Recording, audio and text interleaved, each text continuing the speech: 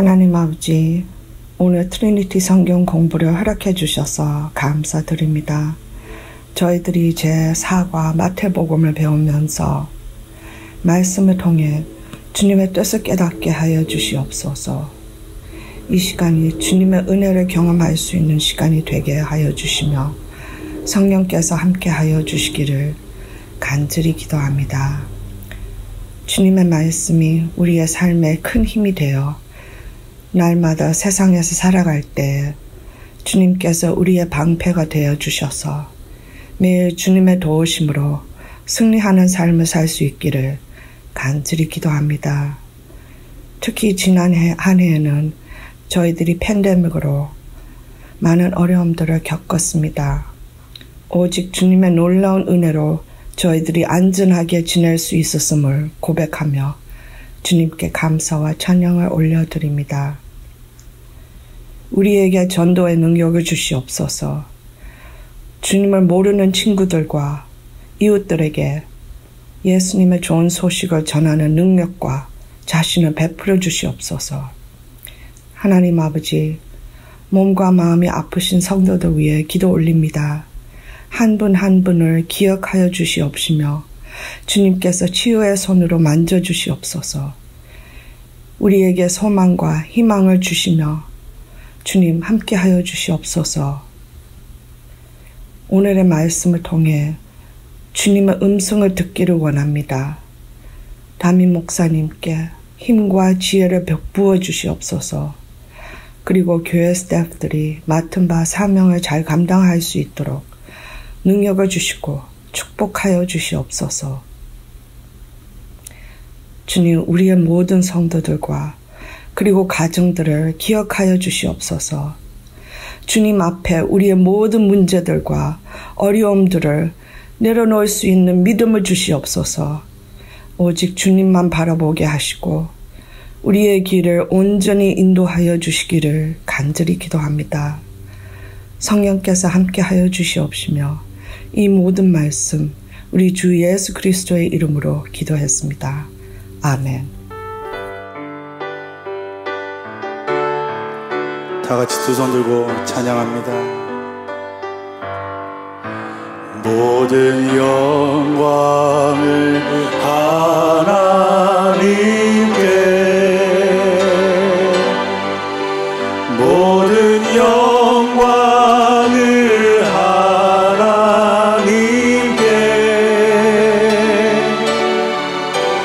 온 마음과 뜻 다해 주 사모합니다. 모든 영광을 하나님께.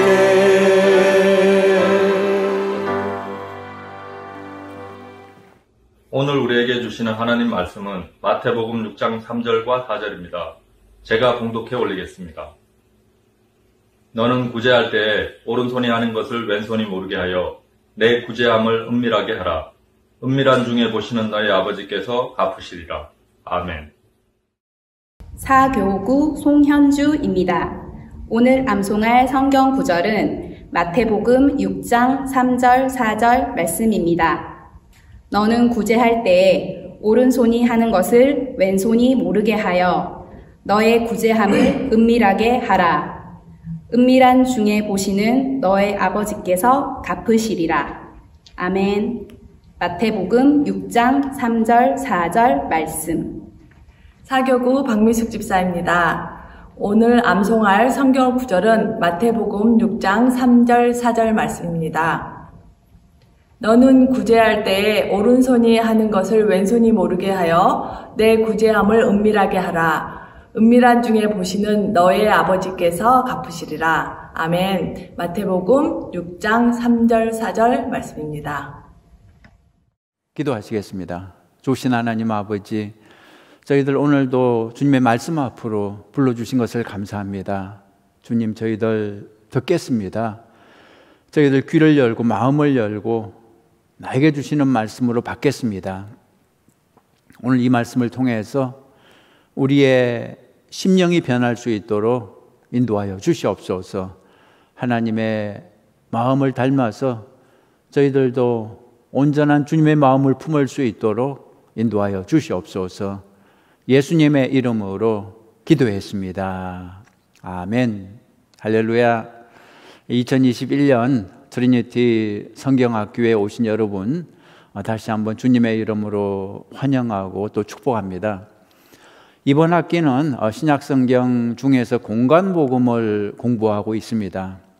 첫 번째 시간에는 복음서 저자들이 누구인지, 또 복음서들이 어느 정도 비슷하고 또 다른지 등을 살펴봤습니다. 두 번째 시간에는 마가복음 전반부 1장부터 7장까지 기적에 대해 살펴봤습니다.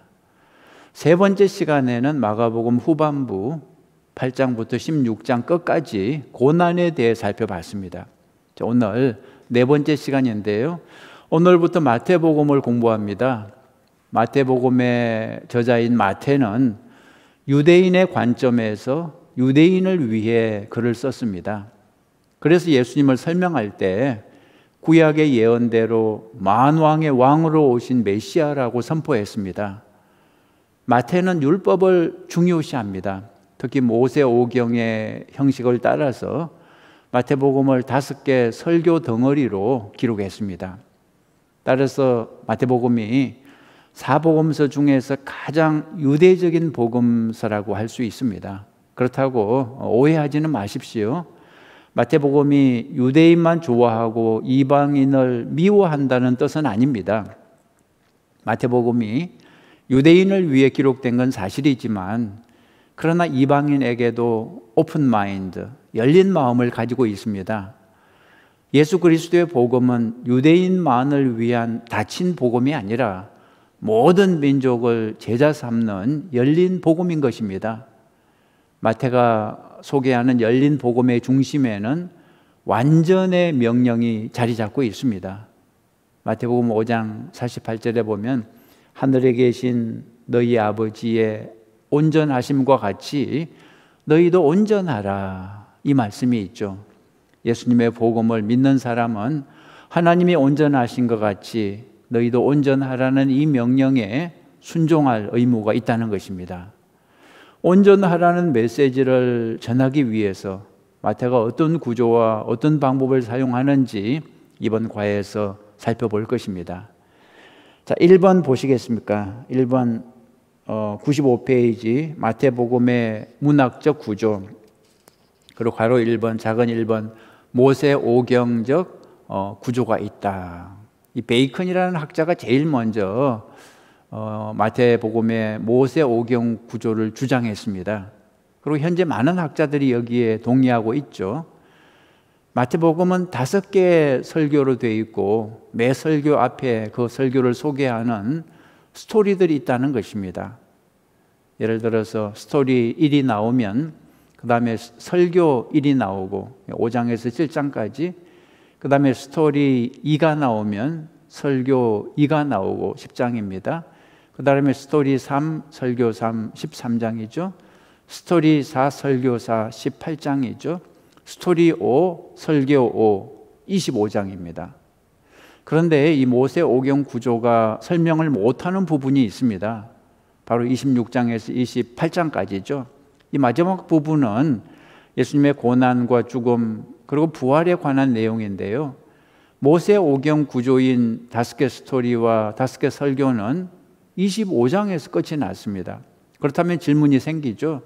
예수님의 고난과 부활은 덜 중요해서 5개 스토리와 5개 설교에서 빠졌느냐 하는 것입니다.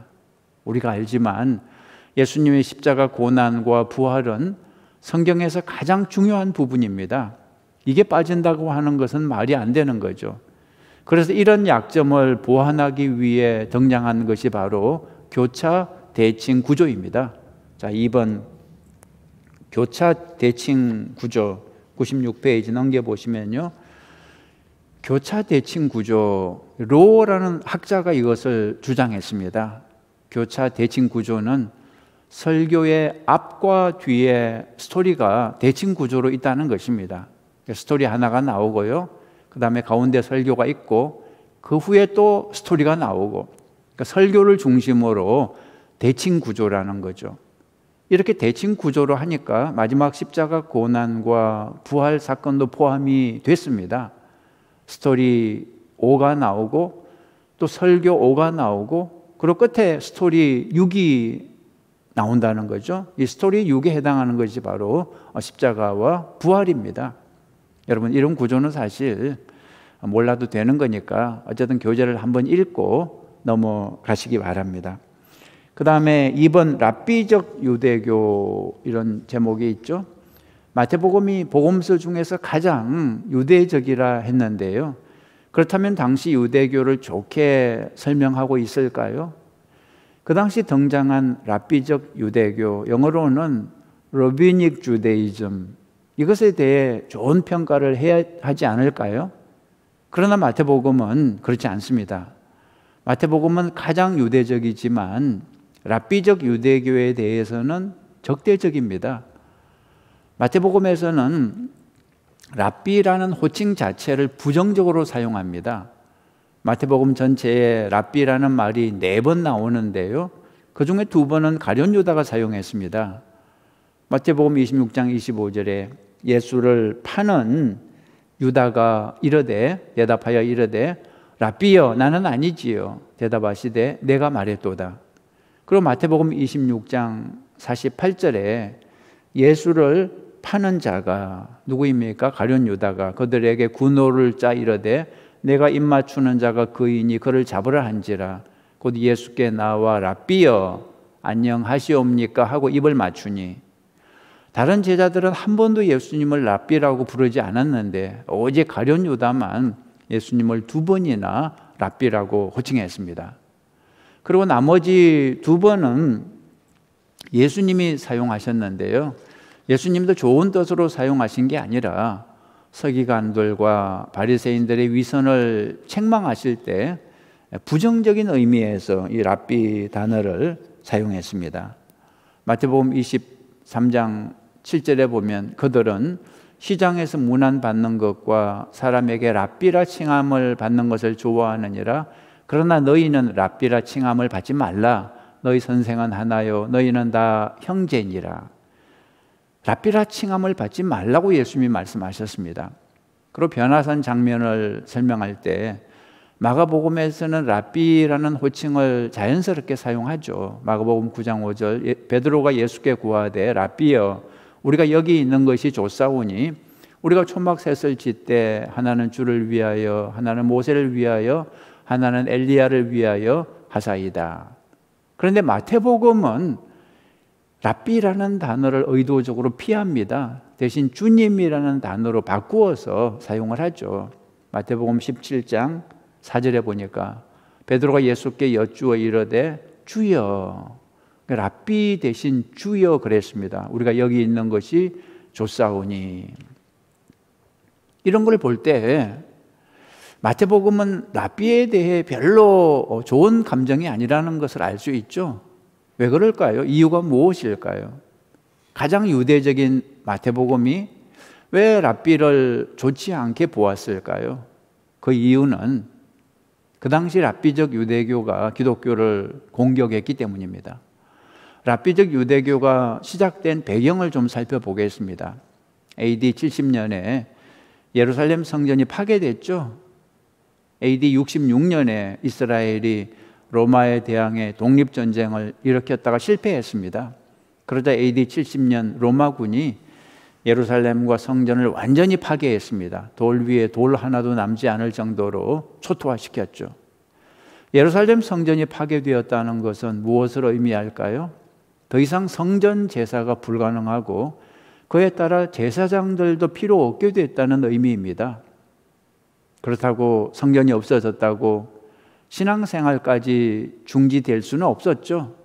성전 중심 신앙생활이 불가능해지자 자연히 말씀 중심 신앙생활로 바뀌게 된 것입니다. 마치 바벨론 포로기에 성전을 찾아갈 수 없었던 유대인들이 포로지에서 말씀 위주의 신앙생활을 했던 것과 같은 것입니다. 말씀 위주의 신앙생활을 하기 위해서는 말씀을 공부할 장소가 있어야 하는데 그 장소가 어디입니까? 바로 회당이죠. 시나고그. 이제는 신앙생활이 성전 대신 회당에서 이루어지고 또 제사장 대신 랍비들이 말씀을 가르치게 된 것입니다. 이렇게 AD 70년 이후 회당을 중심으로 랍비적 유대교가 말씀을 교육했는데 이때 충돌한 것이 바로 교회였습니다. 교회도 유대교 못지않게 체계적인 말씀 교육을 할 필요가 있었죠.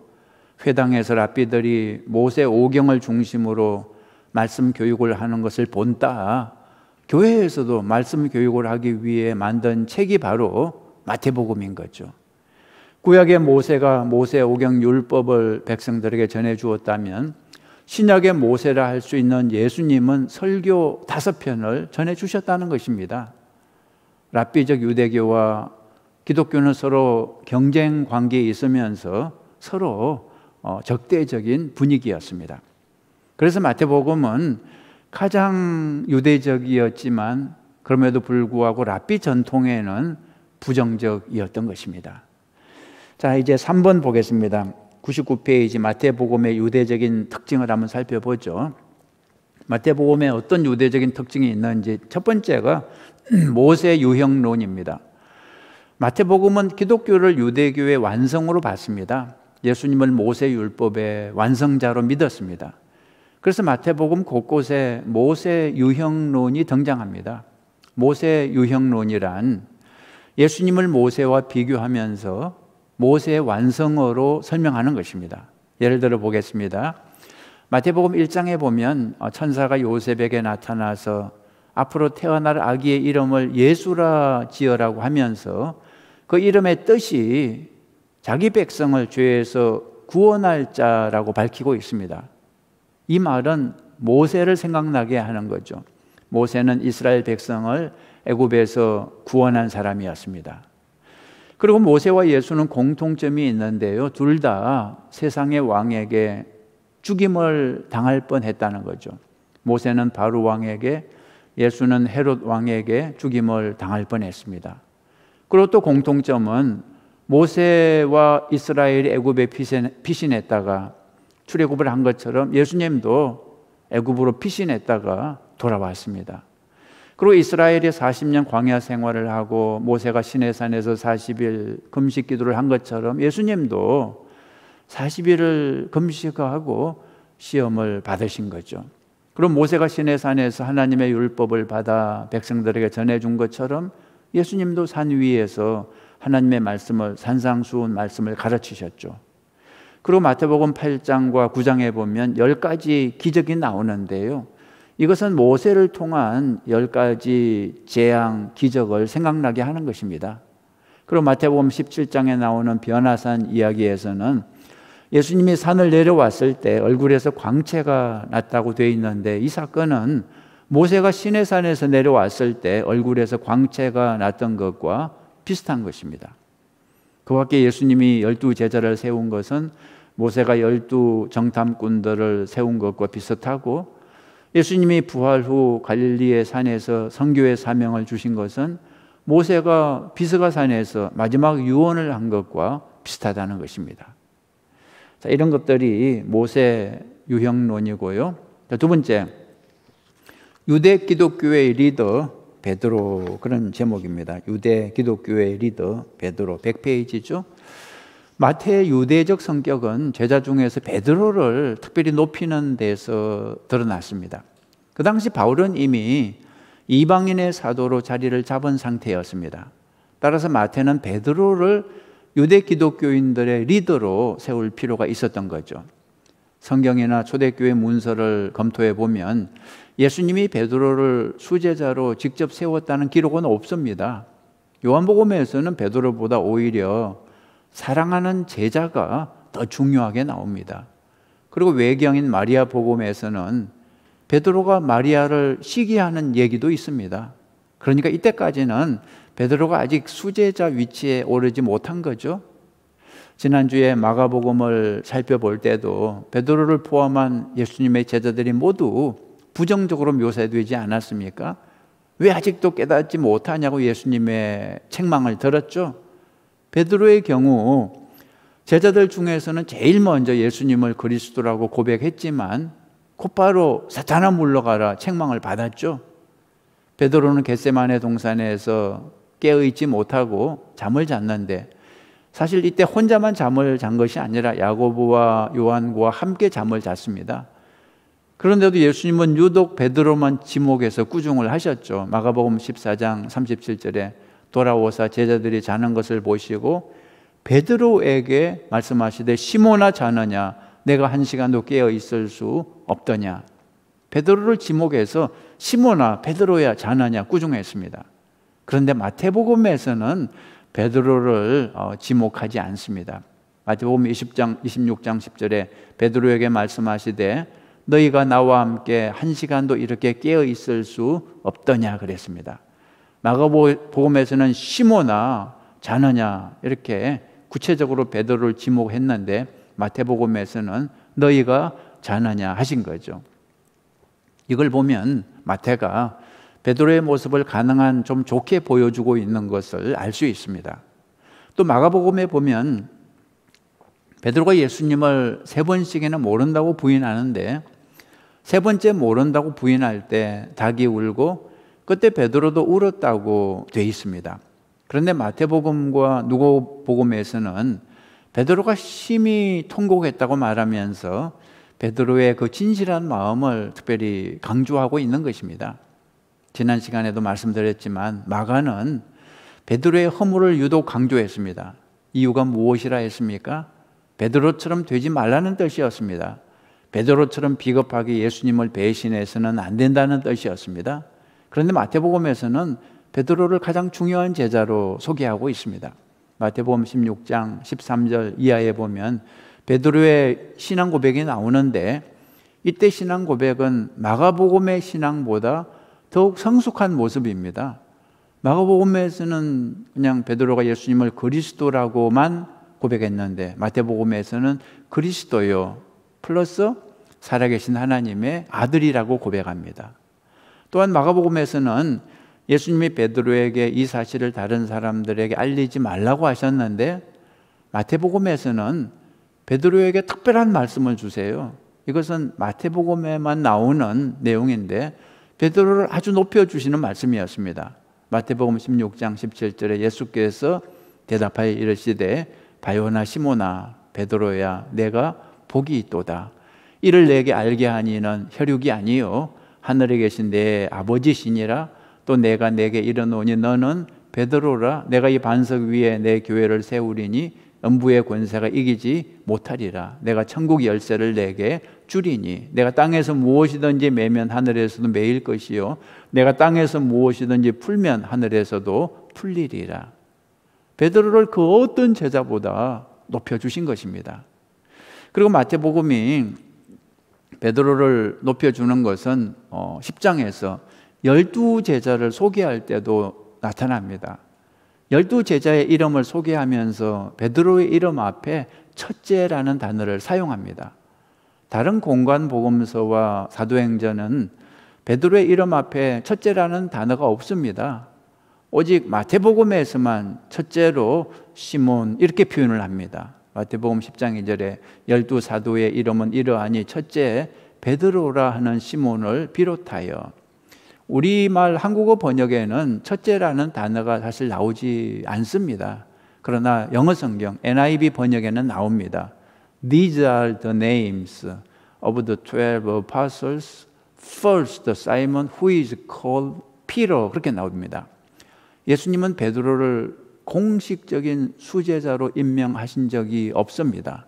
그러나 마태복음 10장 2절 이 구절을 근거로 베드로를 수제자로 인정하게 된 거죠. 그래서 베드로에 대해 이렇게 정리할 수 있습니다. 수제자로서 베드로의 위치는 초대교회 때부터 인정되었는데 그것이 가능했던 이유는 마태복음 때문입니다.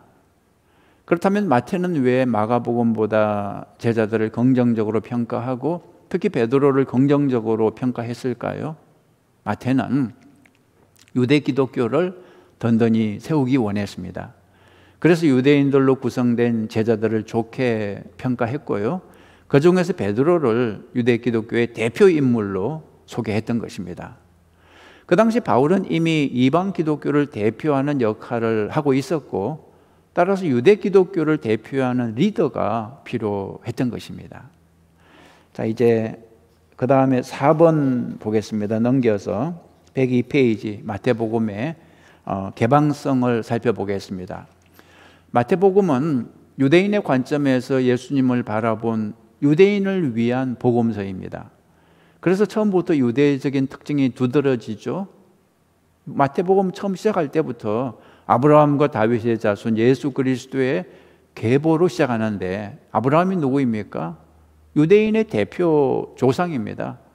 그래서 아브라함의 아들은 유대인들을 의미하는 거죠. 또 예수님을 다윗의 자손으로 설명했는데, 다윗은 유대인이 가장 존경하는 대표 왕입니다. 현재 유대인들이 사용하는 다윗의 별이 그런 대표성을 말해주죠.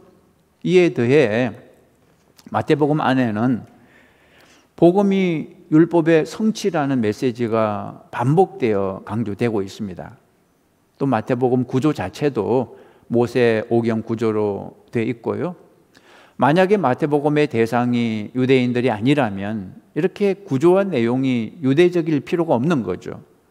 유대인들이 대상이기 때문에 유대인들에게 설득력 있는 내용과 구조를 사용했던 것입니다. 그러나 여러분 분명히 기억할 것은, 아까도 말씀드렸지만 마태복음은 이방인을 결코 배척하지 않는다는 사실입니다. 오히려 이방인을 향한 개방적인 태도가 마태복음 곳곳에서 발견됩니다. 예를 들어서 마태복음에 기록된 족보를 보면 분명하죠. 4명의 여인이 등장합니다.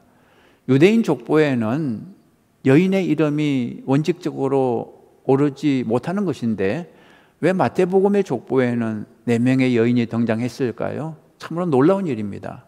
더욱 놀라운 일은 이 여인들이 존경할 만한 귀부인들이 아니라 오히려 감추고 싶은 부끄러운 이름들이라는 사실입니다. 가장 먼저 나오는 이름은 다말인데요. 다말은 아이가 생기기 전에 남편이 죽자 자식을 얻기 위해 몸을 파는 여자로 위장해서 시아버지 유다에게 접근해 마침내 아이를 낳은 여인입니다. 그 다음에 나오는 이름은 라합인데요. 이 여인은 여리고성에서 몸을 파는 여인이었습니다. 그 다음에 나오는 이름은 룻인데요. 이 여인은 위에 두 여인에 비교해 특별히 나무랄 게 없는 사람이지만, 그러나 유대인들의 관점에서 볼 때 치명적인 결함이 있었습니다. 이방인이었습니다. 모압 나라에서 시집 온 사람이죠. 사실 위에 세 여인 모두가 이방 여인들입니다. 마지막 4번째 여인은 누구입니까? 우리아의 아내 밧세바. 마태복음에서는 밧세바라는 이름을 밝히지 않은 채 그냥 우리아의 아내라는 표현을 사용했는데 역시 이방인과 관계가 있습니다. 밧세바는 물론 유대인이지만 이방 사람 우리아와 결혼했죠. 그래서 예수님의 족보에 오른 이 여인들은 한결같이 출신이 좋지 않은 것입니다. 그런데 마태는 왜 굳이 그런 여인들을 족보에 넣었을까요? 마태복음은 율법과 전통을 중시하지만 그렇다고 해서 이방인들을 결코 배척하지 않는다는 메시지가 여기에 담겨 있는 것입니다. 예수님은 유대인만을 위해 오신 분이 아니라 모든 사람, 즉 이방인과 죄인을 포함한 모든 사람을 구원하러 오신 분이라는 뜻이 여기에 담겨 있는 것입니다. 또 한 군데 마태복음의 그 개방성을 보여주는 대목이 동방박사에 관한 얘기입니다. 누가복음에서는 아기 예수님을 가장 먼저 찾아온 사람이 유대인 목자들이었는데요. 마태복음에서는 이방인 동방박사들이 가장 먼저 찾아와서 예수님을 경배했습니다.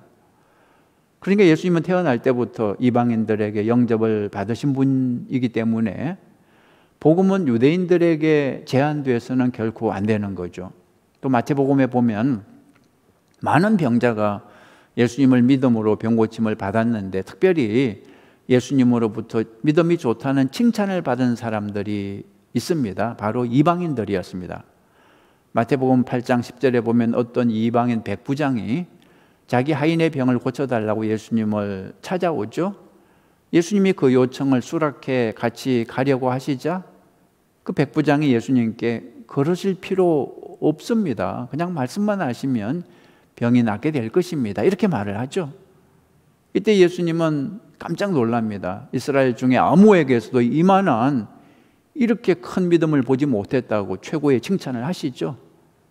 또 마태복음 15장 21절 이하에 나오는 가나안 여인도 상 아래로 떨어지는 음식 부스러기라도 주시면 딸에게서 귀신이 나갈 것이라는 놀라운 믿음의 고백을 하죠. 예수님은 이 이방 여인에게도 믿음이 크다는 칭찬을 하셨습니다. 그리고 마태복음의 마지막 두 절도 이방인을 향한 복음 전파의 명령을 포함하고 있죠. 마태복음 28장 19절 보시면 그러므로 너희는 가서 모든 민족을, 이방인을 포함해서 모든 민족을 제자로 삼아 아버지와 아들과 성령의 이름으로 세례를 베풀고 내가 너희에게 분부한 모든 것을 가르쳐 지키게 하라. 복음은 유대인들에게만 전파될 것이 아니라 유대인들의 경계를 넘어서 온 이방인들에게도 전해져야 한다는 것이 마태복음의 가르침인 것입니다. 자, 그 다음에 다섯 번째 5번 보죠. 5번은 완전의 명령입니다. 106페이지 완전의 명령. 마태복음은 율법의 완성으로서의 예수님을 강조하기 위해 여러 가지 다양한 표현을 사용합니다. 마태복음 5장 17절에 내가 율법이나 선지자를 폐하러 온 줄로 생각하지 말라. 폐하러 온 것이 아니요 완전하게 하려 함이라 그랬습니다. 그리고 마태복음 5장 2절에 내가 너희에게 이르노니 너희 의가 서기관과 바리새인보다 더 낫지 못하면 결코 천국에 들어가지 못하리라. 마태복음 7장 21절에 나더러 주여 주여 하는 자마다 다 천국에 들어갈 것이 아니요 다만 하늘에 계신 내 아버지의 뜻대로 행하는 자라야 들어가리라. 그런데 이런 구절들보다 더 충격적인 구절이 사실이 있습니다. 마태복음 5장 48절인데요. 그러므로 하늘에 계신 너희 아버지의 온전하심과 같이 너희도 온전하라. Be perfect. 과연 이것이 가능할까요? 우리가 어떻게 하나님같이 온전할 수 있겠습니까? 또 이런 충격적인 말씀도 있습니다. 마태복음 5장 29절에 만일 내 오른손이 오른 눈이 너로 실족하게 하거든 빼어내버리라. 내 백체 중 하나가 없어지고 온몸이 지옥에 던져지지 않는 것이 유익하리라. 또한 만일 내 오른손이 너로 실족하게 하거든 찍어내버리라. 내 백체 중 하나가 없어지고 온몸이 지옥에 던져지지 않는 것이 유익하니라. 눈 때문에 죄를 지으면 눈을 빼버리고 손 때문에 죄를 지으면 손을 잘라버리라는 것인데 이건 너무 심한 말씀 아닐까요? 우리에게 하나님처럼 완전한 것을 요구하시는 것은 지나친 거 아닐까요? 많은 기독교인들이 이런 경우 적당히 넘어갑니다. 이런 명령은 어차피 우리에게 불가능한 거니까 나에게 주신 말씀이 아니라 어떤 특별한 사명자에게 주신 말씀이라고 그냥 해석해 버리는 것입니다. 여러분 이런 식으로 성경을 해석하면 나에게 주시는 말씀이 따로 있고 너에게 주시는 말씀이 따로 있게 되는 거죠. 나 같은 평신도에게 주시는 말씀이 따로 있고 너 같은 목회자 혹은 선교사에게 주시는 말씀이 따로 있다고 생각하게 되는 것입니다. 이런 자세로 성경을 읽을 때 완전을 요구하는 명령이 나오면 나에게 주시는 말씀이 아니고 너에게 주는 말씀이라고 적당히 넘겨버리는 것입니다. 여러분 이런 자세는 성경을 잘못 읽는 것입니다. 모든 성경 말씀은 나에게 주시는 말씀으로 받아야 됩니다. 모든 말씀은 나에게 주신 말씀이고 내가 실천 가능하다고 믿어야 합니다. 실천이 불가능한 것을 하나님이 주셨다면 우리에게 실패와 좌절과 고통을 주시겠다는 뜻인데 그렇다면 좋으신 하나님이 아니겠죠. 하나님은 좋으신 분이고 하나님이 주신 말씀은 우리에게 유익한 것이고 우리가 실천할 수 있는 것으로 믿어야 됩니다. 완전하라는 하나님의 명령은 행위의 완전을 요구하시는 게 아닙니다. 사랑의 완전을 요구하시는 것입니다. 하나님이 우리에게 원하시는 것은 적당한 인간의 사랑이 아니라 완전한 하나님의 사랑이라는 거죠. 마태복음 5장 산상수훈 말씀을 통해 하나님이 우리에게 명령하신 것은 적당히 인간의 사랑을 하라는 것이 아니라 온전한 하나님의 사랑을 하라는 것입니다. 마태복음 5장 39절에 나는 너희에게 이르노니 악한 자를 대적하지 말라. 누구든지 내 오른편 뺨을 치거든 왼편도 돌려대며 또 너를 고발하여 속옷을 가지고자 하는 자에게 겉옷까지도 가지게 하며 또 누구든지 너로 억지로 오리를 가게 하거든 그 사람과 심리를 동행하고 내게 구하는 자에게 주며 내게 구고자 하는 자에게 거절하지 말라. 또 내 이웃을 사랑하고 내 원수를 미워하라 하였다는 것을 너희가 들었으나 나는 너희에게 이르노니 너희 원수를 사랑하며 너희를 박해하는 자를 위하여 기도하라. 왜 그래야 할까요? 우리는 하나님의 자녀이기 때문입니다. 45절 이같이 한적 하늘에 계신 너희 아버지의 아들이 되리니 이는 하나님이 그 해를 악인과 선인에게 비추시며 비를 의로운 자와 불의한 자에게 내려 주심이라. 하나님의 자녀라면 하나님 아버지의 마음을 품는 게 당연하다는 것입니다. 하나님이 어떤 분이십니까? 미운 사람에게는 햇빛을 안 주고 사랑하는 사람에게만 햇빛을 주시나요? 그렇지 않죠. 하나님이 미운 사람에게는 필요한 비를 안 주고 사랑하는 사람에게만 비를 주시나요? 아니죠. 하나님의 사랑은 완전하기 때문에 모든 사람에게 똑같이 공평하게 전달되는 것입니다. 따라서 그런 분을 아버지로 모시는 우리도 똑같이 그런 사랑을 해야 하는 것입니다. 이것이 마태복음 5장 48절에 나오는 완전하라는 말의 의미입니다. 마태복음 5장 48절 그러므로 하늘에 계신 너희 아버지의 온전하심 같이 너희도 온전하라. 아버지의 사랑이 온전하심과 같이 너희의 사랑도 온전하라는 거죠. 그래서 우리는 이 온전의 명령을 온전한 사랑의 명령으로 이해해야 됩니다. 18세기 영국에서 감리교 운동을 시작한 잔 웨슬리 목사님은 이러한 온전한 사랑의 상태를 가리켜 완전 성화라고 불렀습니다. 이 완전 성화는 행동의 완전을 의미하는 게 아닙니다. 절대적 완전을 의미하는 게 아닙니다. 절대적 완전은 장차 천국에 가서 그때 영화롭게 변할 때 글로리피케이션 그 단계에 가서 가능한 거죠. 현재 우리에게 가능한 완전은 사랑의 완전입니다. 상대적인 완전입니다. 이것이 바로 마태복음이 요구하는 완전입니다. 완전하라는 주님의 명령을 아예 불가능하다고 포기하는 것은 사탄을 기쁘게 하는 것입니다. 우리에게 절대적 완전이 불가능하다고 해서 현재 우리에게 가능한 상대적 완전까지 포기하는 것은 하나님의 명령에 불순종하는 것입니다. 하나님은 우리가 하늘에 계신 아버지의 온전하심 같이 이 땅에서 온전해지기를 원하시고 기대하십니다.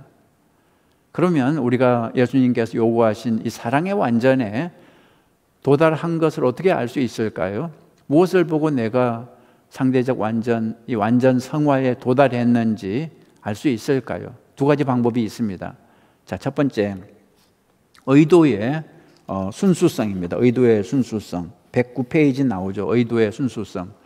내가 하나님을 향한 의도의 순수성, 영어로는 purity of intention, 즉 나의 의도가 100% 순수하다면 완전 성화에 이른 것입니다.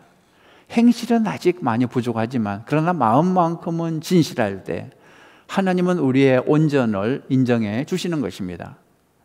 마음이 진실해지는 것도 하루아침에 되지 않죠. 오랜 기간 경건 훈련을 통해 이루어지는 것입니다. 성경은 이런 훈련의 과정을 크게 두 가지로 설명합니다. 첫째는 칭찬입니다.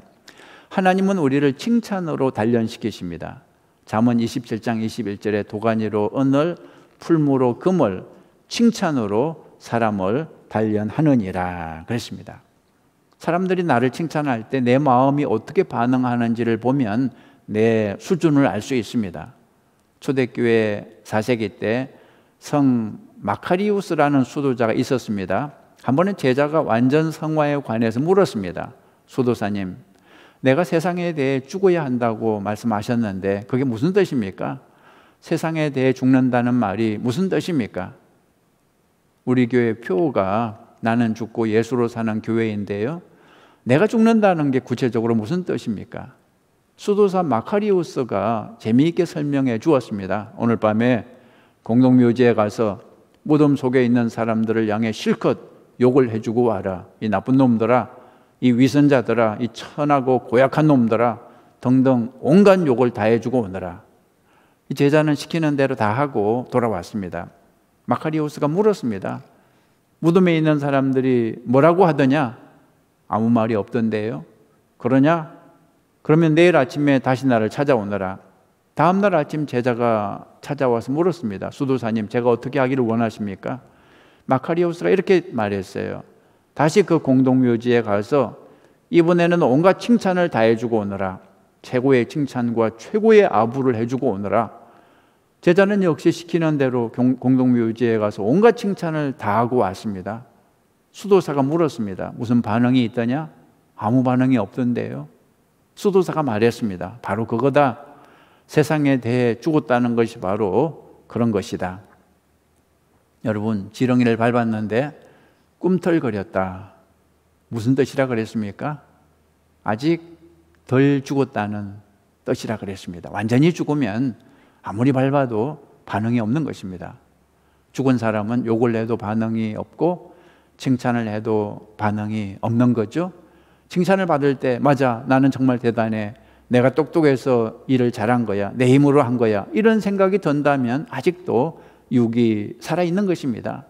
칭찬을 받을 때 자동으로 모든 영광이 하나님께 돌려진다면 육이 죽은 것이고 하나님이 보실 때 온전한 상태에 도달한 것입니다.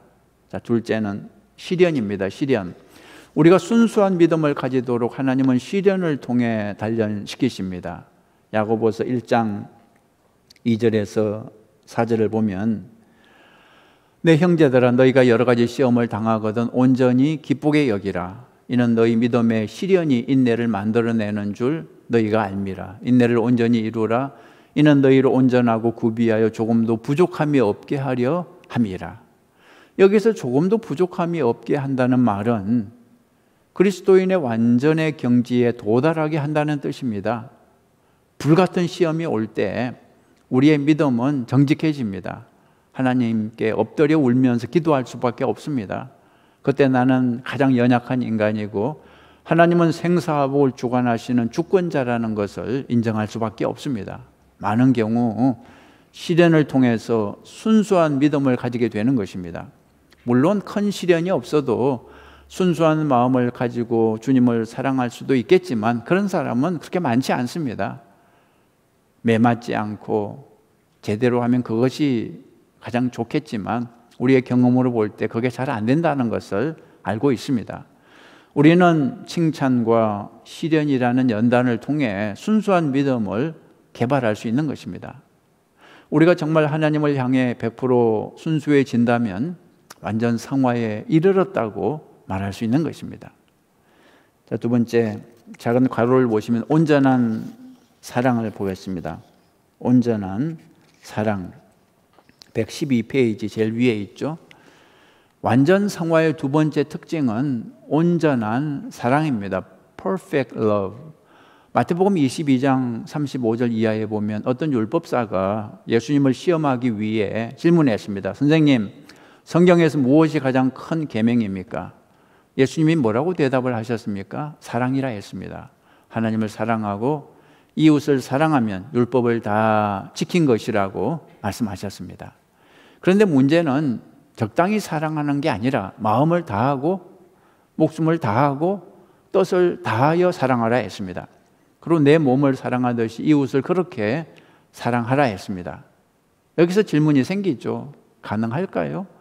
우리가 그렇게 사랑하는 게 가능할까요? 만일 가능하지 않다면 불가능한 명령을 왜 하신 걸까요? 우리를 겁주기 위해서 혹은 절망시키기 위해서? 여러분, 성경을 읽을 때 불가능한 말씀이라고 느낄 때가 종종 있습니다. 예를 들어 베드로가 죄를 몇 번이나 용서해야 하냐고 질문했을 때 예수님께서 70번씩 7번이라도 용서하라 하셨는데 이게 가능할까요? 또 원수를 사랑하라고 말씀하실 때 원수를 사랑하는 게 가능할까요? 불가능해 보이는 말씀을 읽을 때 우리는 참 안 좋은 버릇이 있습니다. 뭐냐 하면 적당히 해석해 버리는 거죠. 내가 실행 가능한 수준으로 그냥 바꿔버리는 것입니다. 예를 들어서 70번씩 7번 용서하라고, 에이, 그건 과장법이야, 그냥 최대한 많이 용서하라는 뜻이지, 이렇게 바꿔버립니다. 내 성격에 3번 정도 용서하면 충분한 거야. 이렇게 그냥 바꿔버리는 거죠. 성경에는 실행할 수 없어 보이는 말씀이 수두룩하게 많이 기록되어 있습니다. 내 생각에 불가능하다고 그래서 포기해버리는 것은 성경을 잘못 받아들이는 것입니다. 여러분, 우리 하나님은 불가능을 요구하시는 분이 아닙니다. 가능하니까 요구하시는 것입니다. 하나님의 명령을 믿음으로 받아들여야 합니다. 믿는 자에게는 모든 것이 가능한 것입니다. 산상수훈에 담긴 말씀은 우리에게 가능한 말씀입니다. 특히 하나님 아버지의 온전하심 같이 너희도 온전하라는 말씀은 우리에게 가능한 말씀입니다. 내 힘으로는 불가능해도 하나님이 도우시면, 하나님이 은혜를 베풀어 주시면 가능한 것입니다. 우리는 완전 성화를 목표로 살아야 됩니다. 당연히 내 힘만 가지고는 불가능하겠죠. 그러나 하나님의 은혜를 베풀어 주시면 완전 성화에 도달하게 될 것입니다. 하늘에 계신 너희 아버지의 온전하심과 같이 너희도 온전하라. 이 말씀에 순종하기 위해 힘쓰고 애쓰는 그런 사람에게 하나님이 그런 경지에 도달할 수 있도록 은혜를 주실 것입니다. 하나님의 말씀을 불가능하다고 포기하지 말고 주님이 도우시면 가능할 줄 믿습니다. 이런 자세로 살아가는 저와 여러분 되시기를 간절히 바랍니다. 기도하시겠습니다. 기도하실 때 오늘 주신 말씀을 나에게 주시는 말씀으로 받으십시오. 하나님 아버지가 온전한 것 같이 너희도 온전하라. 이 주님의 말씀을 나에게 주시는 말씀으로 받고 주님 순종하겠습니다. 나는 할 수 없지만 주님이 도우시면 할 수 있는 줄 믿습니다. 이렇게 고백해 보시기 바랍니다. 우리 기도하겠습니다. 좋으신 하나님 아버지, 감사합니다. 저희들에게 주님의 말씀을 주신 것을 감사합니다. 아버지가 온전하신 것처럼 아버지의 자녀들도 온전해야 될 줄 믿습니다. 주님의 사랑이 온전하신 것처럼 우리 자녀들의 사랑도 온전해야 될 줄 믿습니다. 마귀 사탄은 불가능하다고 포기하라고 우리를 유혹하지만 하나님, 저희들 믿음으로 오늘 말씀을 받습니다. 포기하지 않겠습니다. 주님이 도우시면 원수까지도 능히 사랑하게 될 줄 믿습니다. 주님이 도우시면 70번씩 7번이라도 능히 용서하게 될 줄 믿습니다. 온전한 성화에 도달할 수 있도록 끊임없이 전진하는 저희들 모두가 되게 하여 주시옵소서. 주님이 도와주시옵소서. 예수님의 이름으로 기도했습니다. 아멘. 할렐루야. 광고 말씀 하나만 드리겠습니다. 여러분, 지금 우리 트리니티 성경 공부, 참 이게 공부라는 게 참 쉽지 않습니다. 여러분들이 열심히 책을 읽어 주셔야 되고요, 또 문제를 풀어 주셔야 됩니다. 그래야만이 본래 목적했던 그런 결과를 얻을 수 있겠죠. 꼭 교재를 읽어 주시고 또 암송해 주시고 또 과제를 풀어 주시기 바랍니다. 그리고 또 우리 교회에서 매일 새벽에 공동체 성경 읽기 하고 있죠. 여러분, 이 공동체 성경 읽기 우리 요한계시록까지 끝까지 가는 것을 목표로 하고 있는데 다 함께 같이 갔으면 좋겠습니다.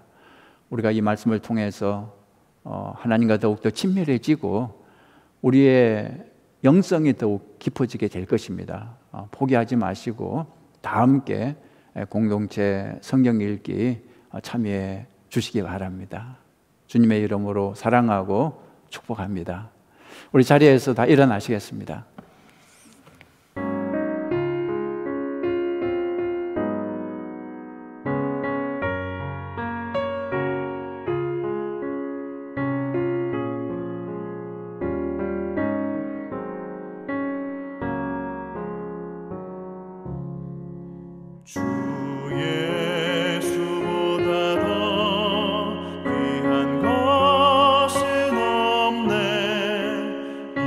새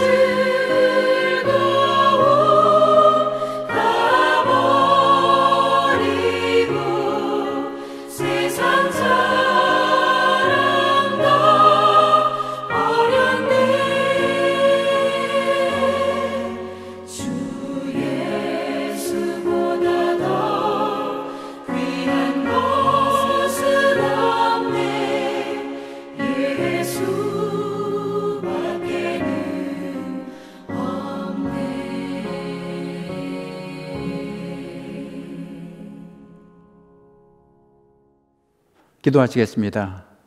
주님 감사합니다. 말씀을 주신 것을 감사합니다. 이제 이 말씀을 받고 세상으로 나아갑니다. 가정으로, 일터로 나아갑니다. 주신 말씀대로 살아갈 수 있도록 성령 하나님 저희들에게 힘주시고 능력을 더하여 주시옵소서.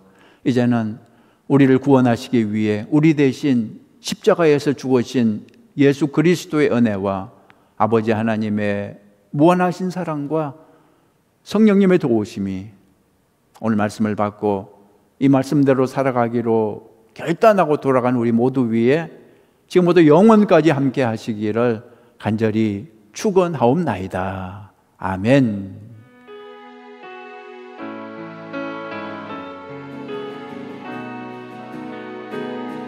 두 손 들고 찬양합니다. 두 손 들고 찬양합니다. 오실 왕 여호와께 주만이 나를 다스리네. 나 주님만을 섬기리.